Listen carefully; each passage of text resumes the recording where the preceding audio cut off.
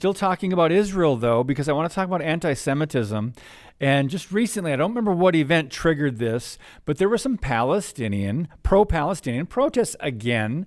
I was not surprised, but kind of amazed at the extent of the protests on college campuses since October 7, a year and a half ago or so, almost. But there's an article over on Harbinger's Daily, Stoking Violence. Is America still a safe harbor for Jewish people?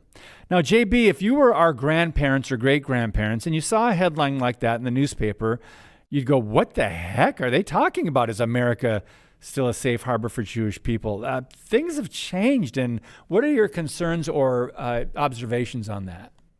Yeah, I have a little personal anecdote there. Last fall, we were traveling up in the northeast in New England, and we made our way across some of the Ivy League campuses. Wendy and I did, and when we were on the campus of Brown University in Providence, Rhode Island, there we came upon in one of the courtyards there, the quads, a bunch of students making signs and building banners and putting them up for a forthcoming Palestinian rally that night to protest against Israel. And so that was kind of interesting. And then we were in Boston and we were walking around the campus and it was night.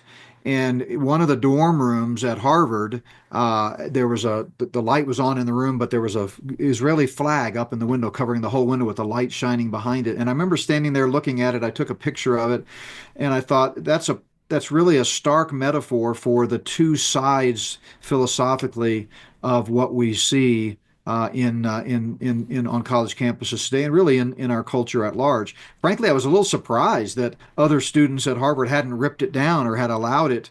To that student to have that flag. Obviously, it was a Jewish student, or at least I guess maybe not a Jewish student. It could have been just a pro-Israel student. But yeah, there's the young people today. Unfortunately, their minds, as Paul says in Colossians 2, have been taken captive.